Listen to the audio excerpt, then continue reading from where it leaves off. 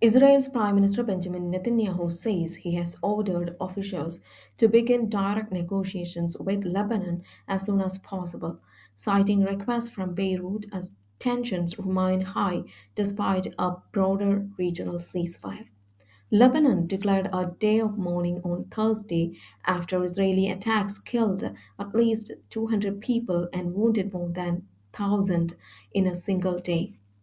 Iran's President Masoud Pezeshkian said the strikes violated the US Iran ceasefire and warned that they threatened to undermine negotiations, adding that Tehran would not abandon Lebanon.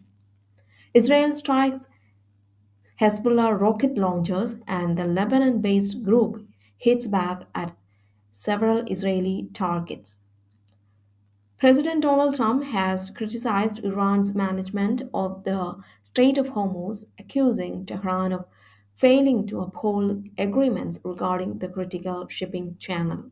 While Iran agreed to reopen the route as part of the truce, shipping remains at a near standstill as only a few vessels have attempted passage.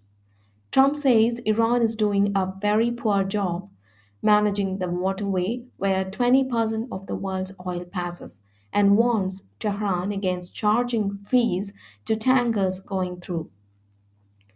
UK Prime Minister Keir Starmer traveled to the UAE, Bahrain, and Qatar on Thursday, having visited Saudi Arabia the day before. After meeting with leaders in the region, Starmer spoke to US President Trump on the phone. Starmer outlined the UK's effort to convene partners to agree a plan to open the strait and discuss with Trump the need for a practical plan to get shipping moving again as quickly as possible. Iran has strongly denied international media reports claiming that senior officials, including Foreign Minister Abbas Araghchi and Parliament Speaker Mohammad Bakr Kalibaf, traveled to Pakistan for a ceasefire agreement with the United States. Press TV said that neither Arakchi nor Ghalibaf have left the country and they continue to remain in Tehran, actively carrying out their national duties amid regional developments. Reports indicate President Trump is considering the removal of some US troops from Europe following tense closed door meetings with NATO leadership. In a significant diplomatic meeting in Beijing, Xi Jinping told Taiwan's opposition leader that the Chinese and Taiwanese people will unite. Analysts warn that global energy prices may take months to normalize despite the Middle East ceasefire. As missile damage to Saudi Arabian infrastructure has significantly cut oil output capacity. The IMF is expected to lower its global growth forecast due to soaring energy costs and supply chain disruptions caused by recent conflicts. Tech firm Anthropic is reportedly exploring the possibility of designing its own AI chips to reduce reliance on external suppliers.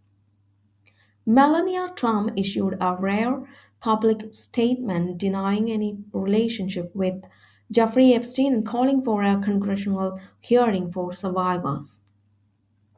Hip hop pioneer Africa Bambaataa has died at the age of 68. The four astronauts on board the Orion spacecraft have completed their mission around the moon and are expected to splash down off the coast of San Diego at 8:07 Eastern US time on Friday. The splashdown sequence, beginning with the separation of the European service module, takes roughly 42 minutes to complete. The re-entry and subsequent splashdown are considered the most dangerous part of the Artemis 2 mission, with the Orion capsule enduring temperatures of nearly 2,760 centigrade, about half as hot as the sun.